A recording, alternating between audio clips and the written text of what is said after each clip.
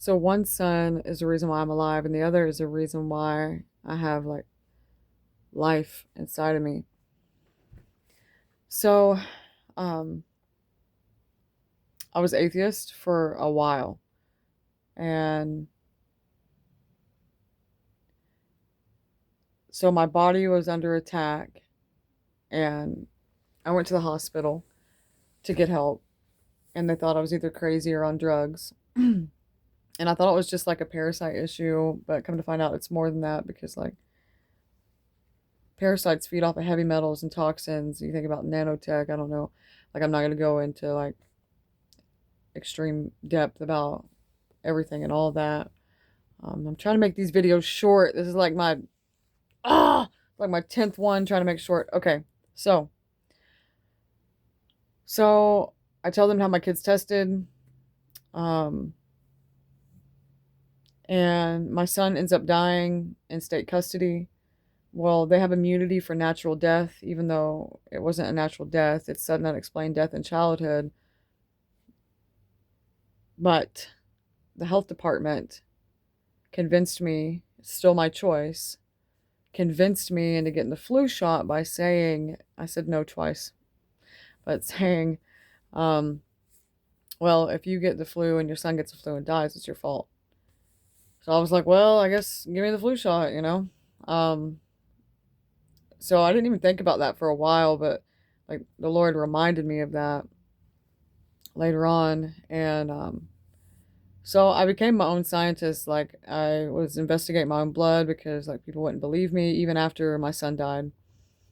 And you know, the medical system isn't designed, it isn't set up to give you all the truth, and it isn't set up, you know, for you to just trust in that. And neither is the government. So if you're just trusting like full like government overall or medical field overall and instead of the creator who, you know, had those things come into fruition. So that's where it gets like, you know, you're going to die by what you trust. So, anyways, so be trusting in the truth giver, right? So, okay, that's enough of the sermon. Um, so I tried to sue the state, but they have immunity for natural death, sudden unexplained death in childhood, which is, you know, similar to like the blood clots, the unknown blood clots, and all that stuff, you know, unknown death, and you know all those things correlate.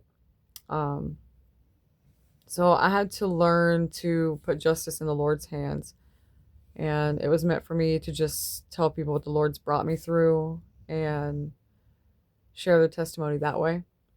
Um, there are still times where like I like want to try to sue again and to bring more awareness, but I bring awareness and you know, um, I come across people who have lupus and such like I did where my body was attacking itself and like people like even doctors like wouldn't believe me and I didn't even know what spiritual warfare was or what my hair keeps tickling me what spiritual warfare was or what like a supernatural testimony or anything was, and I was like living it.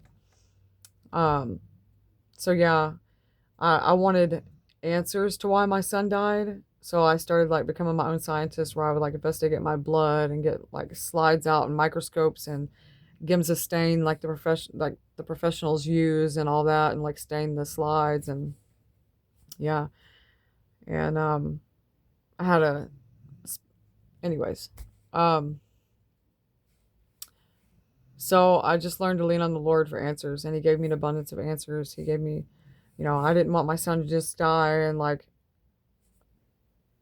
and his name be in vain and his life be in vain. But he pointed me to the Lord, and, and